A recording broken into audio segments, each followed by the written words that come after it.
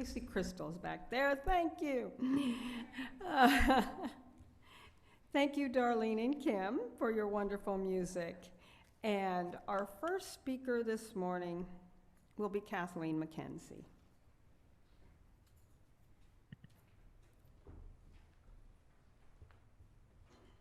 So Carlos, my co-chair in the Capital Campaign, I'm sorry, not the Capital Campaign, the Mission Fund Drive. I'm sorry, I wear two hats, and I have to remember which one I have on right now. Calls this the Sermon on the Amount. I don't call it that. I'm calling it the Sermon on the Why.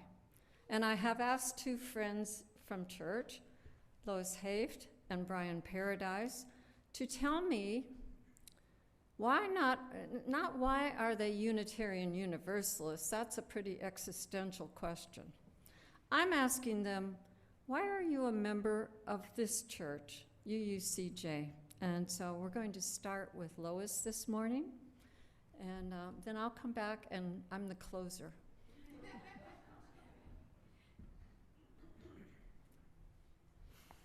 Good morning.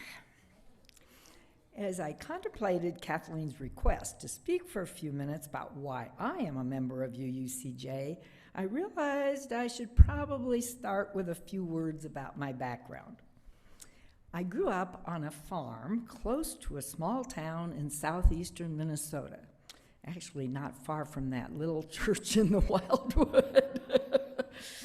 Attendance at the local Methodist church was a part of every week. My parents were both devout and active leaders.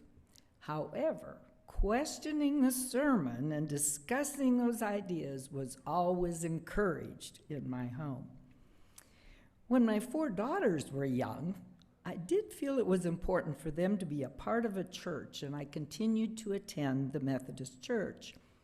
My ex-husband was a geologist hopping from one company to another, which meant many moves. Louisiana, New Mexico, Texas, California, and finally Florida. By then, my children were off to college, and I was sorting out difficulties in my life situation after divorce. I opened a business, A Stitch in Time, selling supplies for knitting, crochet, and all types of stitching. That, along with my family, was my emphasis for over 30 years. In 1997, a life-threatening health situation came to my family. My son-in-law, father of 2 of my young granddaughters, had a heart attack and then lung cancer. My connection with organized religion had lapsed. Still, I needed to know what I believed about the afterlife and how I could help my daughter and the girls with this tragedy. I had visited UUCJ a few times, but now it became my haven for meditation about these needs.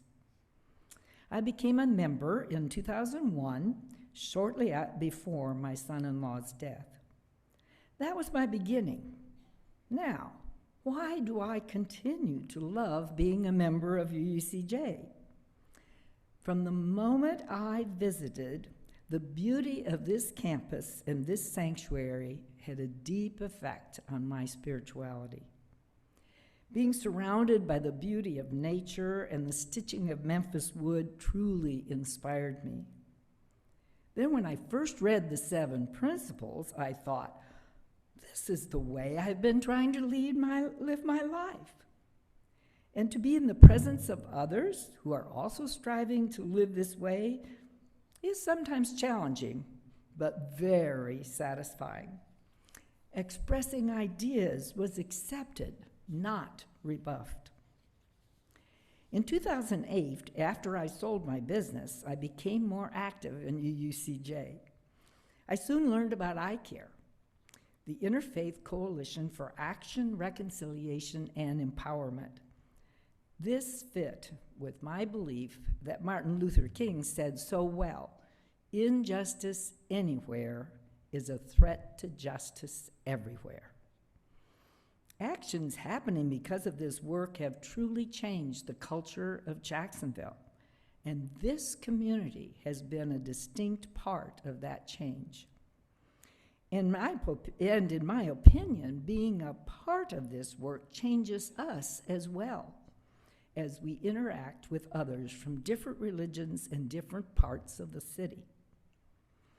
The mission statement of UUCJ says, by serving compassionately and connecting authentically, we change the world. We serve compassionately by caring for each other regardless of their ideas, their sexual orientation, their economic status, their family situation, or their ethnicity. And we connect with others in the outside community in areas such as iCare and the Arlington Community Garden.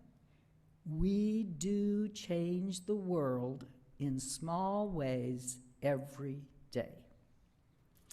Which brings me to my strongest reason for supporting UUCJ, community. I have been here when this community flourished. I have been here when this community forgot our covenants and dived into troubles. And I have been here in the last few years when a stronger core has been developing. There is a medieval Jewish story about community that illustrates this. A rabbi spoke with God about heaven and hell. I will show you hell, God said. And they went into a room which had a large pot of stew in the middle. The smell was delicious. But around the pot sat people who were famished and desperate. All were holding spoons with very long handles which reached to the pot. But because the handles were longer than their arms, it was impossible to get the stew into their mouths. Now I will show you heaven, God said. And they went into an identical room. There was a similar pot of stew. The people had identical long spoons, but they were well nourished and happy. It's simple, God said. You see, they learned to feed one another. I believe we now have a community which, for the most part, has found ways to work through differences and focus on strengths. We are finding ways to feed one another and to value the strengths of each of us. And we will find more ways to expand the services of UUCJ. And as we do that, we must have the funds for day-to-day operations. When I think about my financial support, I do not think of this as part of my charitable giving. Here we have a couple hundred to make a difference. Other charities have hundreds, thousands, or even millions to carry the burden. I think of this community and place as an extension of my home. This is about maintaining my home. This means that the percentage of my means given to UUCJ must be higher than to other charities. And to keep the UUCJ community strong, I must also give my time and energy. I show up whenever I can, and I participate whenever I can. My joy is here in UUCJ. And I will close with these words by Mitch Albom, which illustrate this. The way you get meaning in life is to devote yourself to loving others. Devote yourself to your community around you, and devote yourself to creating something that gives you purpose and meaning. Yes, my joy is here in UUCJ. Thank you.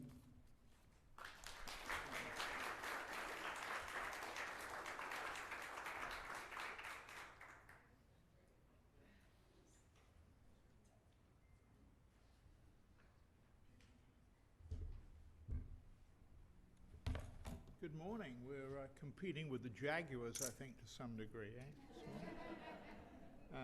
Are they trying to send us a message that they're mightier than us?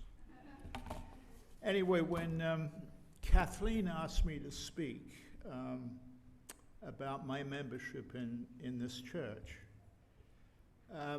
it occurred to me that I really joined for different reasons, and I'm staying in the church now. One of the reasons that we joined the church in 2006 was because we had been a member of the Methodist Church, and we were somewhat disenchanted by the dogma of the church, as I know many of you have been disappointed with the dogmas of your church. And we found it appealing that this church had a very good history of social justice, environmental protection, and protection of minority interests, which was very appealing to us. And after we joined the church, we were immediately visited by John Young, who was the minister at the time. And John drove up to our condo in a environmentally friendly Honda eco car. I don't know whether it was a hybrid or just an electric car. And he climbed the 3 stairs to our unit and discussed with us what the church was doing. And he asked us, what are you going to do? What are you going to volunteer to do for the church? And we said, well, we weren't thinking of doing anything immediately. We thought we would sort of rest on our laurels for a while, get to know the church. And he said, that is not going to work. You have got to do something immediately. And he was quite emphatic about that. I mean, he was not kidding. So we said to John, okay, we're environmental advocates, so we'll try and get something going in the environmental area. And he said, fine. So what we did, we started like a little environmental working group. And there were several people that joined us, probably 15, 20 people. And that went on to become the Green Sanctuary. It went on to form the Arlington Community Garden, and went on to do other environmental initiatives that the church was not doing at the time. So what we did to become the Green Sanctuary at the time was we had 12 action steps in 4 focus areas. They were worship and celebration, religious education, sustainable living, and environmental justice. And then we received the Green Sanctuary designation 3 years later. And the congregation was very involved and supportive of that effort. In fact, when it was put to a vote of the congregation, there was an overwhelming vote in support. We had 1 no vote. And I distinctly remember the no vote and remember it to this day, and sort of bear a bit of a grudge, which I maybe not should do in the Christian spirit, but in any event. Anyway, aside from these reasons that we joined the church, there were a lot of other reasons for me to stay within the church, because when we joined, there was no Arlington Community Garden, there was no Green Sanctuary, there were a lot of the initiatives that are now prevailing in the church were not in effect. So one thing that appealed to me with the church, and it still does, is the volunteer spirit of the church, because I've always been very I've always found it very appealing that people are volunteers. I think it sort of makes the world go round. If we didn't have them, we'd be in really bad shape. And this church has a volunteer spirit in spades. In fact, of the organizations that I've been in, there are more volunteers as a percentage of the congregation or the group than any other group that I've been in. It's amazing. For example, when we had the Sunday where we were the Labor of Love Sunday, everybody was working virtually. I saw a couple of people sitting around drinking coffee and doing nothing. And I still bear a little bit of a grudge against them. But everybody else was really working hard. And I had to go up and tell people, hey, they're serving some food and liquid refreshment in the social hall. You need to take a break and come in. But they were just busting their necks. Anyway, I like to think that I had inherited this genetic disposition, if you will, from my dad. Because my dad, when war broke out in 1939 in Europe, if you remember, the Germans had invaded Poland in 1939, September of 1939, and England declared war on Germany and stood alone for a couple of years against Nazi Germany. My dad was a serving police officer, and he volunteered to join the British Air Force. He didn't have to because he was in a protected capacity. But he did, and he became a flight engineer on Lancaster bombers, and unfortunately he didn't come back because his bomber was shot down over Germany. And we don't even know what happened to him. His whole crew survived except him. So his memory is part of the thing that drives me to do some volunteer work as well as the rest of you. You're an inspiration to me. So the other thing that appeals to me about the church is its support of environmental causes. I've always felt that we don't do enough to protect our environment. And as I say, the congregation supported the Green Sanctuary designation, and we've always also supported things like the Right to Healthy Waters petition amendment, where we're hoping to get a change in the Constitution of Florida to make it a constitutional right to healthy water. And that petition drive is still going on, and you can sign a petition down in the social hall if you're so willing. The other thing that we've done is we have a very robust Earth Day ceremony, thanks to our musicians and thanks to Sharon Shaw. I didn't want to mention names because there are so many names that I could mention. I could stand up here all morning and talk about names of volunteers. But in any event, the Earth Day ceremony is very big, and I hope you can come to it next Earth Day. The other thing that impresses me are our social justice causes. We've been a tremendous supporter of minorities, and we've been opposed to racism, and we've been protective of vulnerable segments of our community.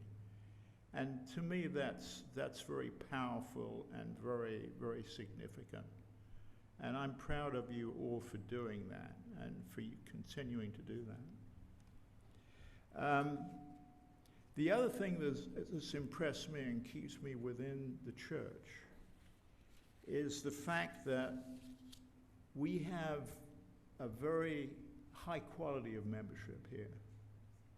We've got a whole variety of people with different skills. We've got architects, we've got musicians, we've got wonderful public speakers, we've got people that convert a wasteland into an arboretum here in Jacksonville.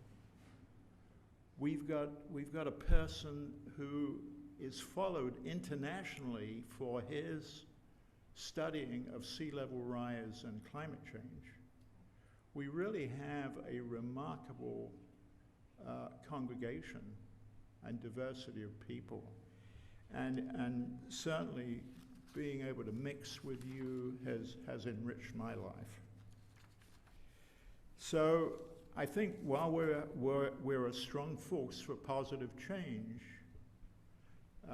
regardless of the Jaguars playing on a day that we're holding a service, I think we're going to stay strong and resilient, and we're going to face some of the dark forces that confront us as a congregation and as a population.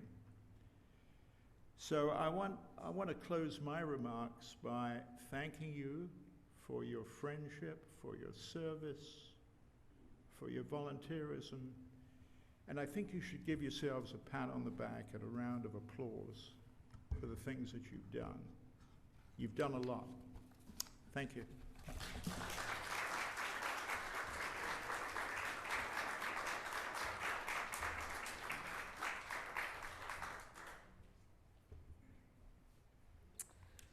Well, I think I might just sit down after that. That was just wonderful.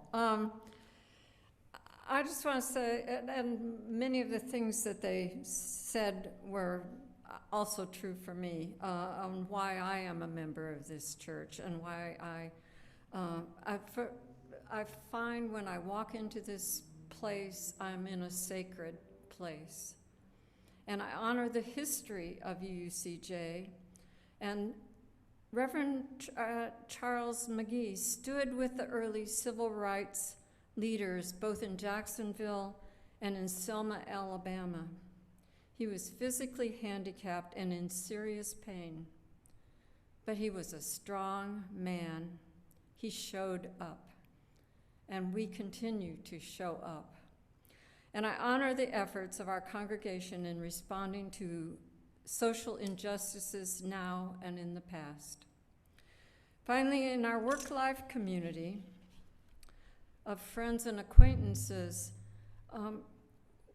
we just share common work interests.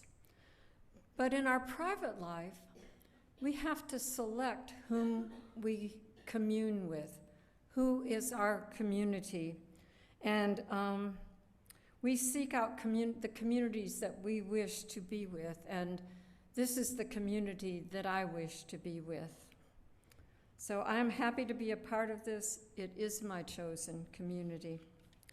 So now Carlos Fraticelli, who's sitting in the back waiting for some instructions, and I are officially kicking off our annual mission funding drive. Generosity, this is our invitation to you. Generosity is a practical expression of love. If this church means something important to you for your own reasons, now is the time to be generous with your pledge and contributions that keep us thriving. We want to pay a fair wage to our staff. We want to continue programs that support our congregation and the programs and social justice efforts. We want to be good stewards of a beautiful and historic home. And I'm happy to say we want to pay our new ministerial leader, Peter Racine, a fair wage.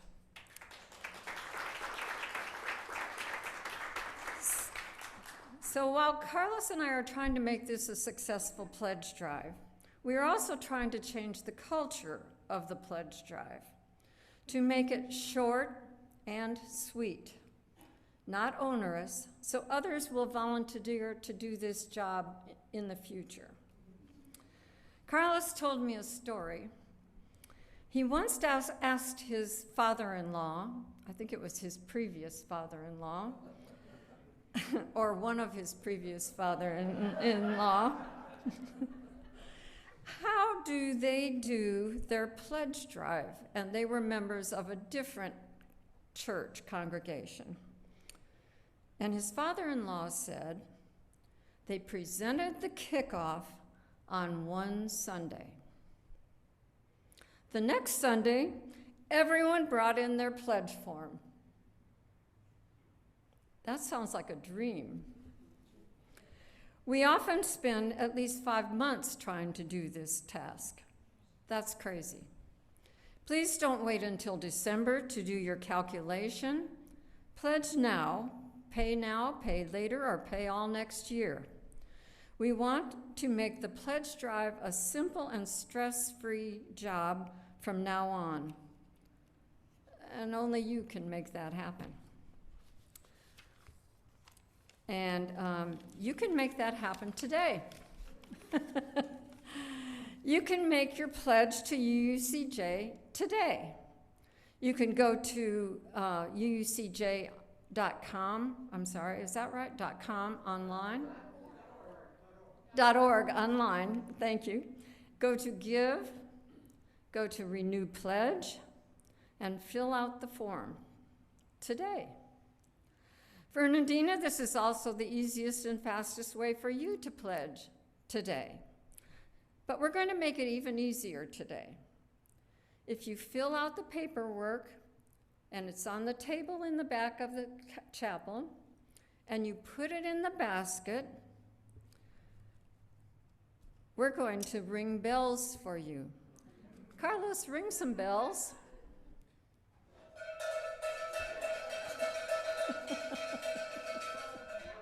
Already we have 15 people who have pledged financial support for the fiscal year 2024, including the entire board. Carlos, ring bells for the board.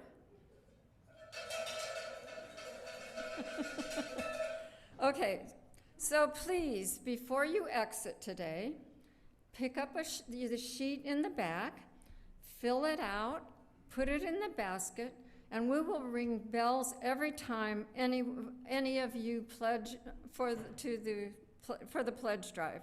And we will ring bells for anyone in Fernandina that also fills out a form today. Please, let's make this pledge drive short and sweet for everyone. If we can get all the pledges by October 21st, Carlos and I promise a sweet, sweet surprise. Thank you very much for allowing us to talk with you today. Thank you, Lois. Thank you, Brian. And thank you, congregation.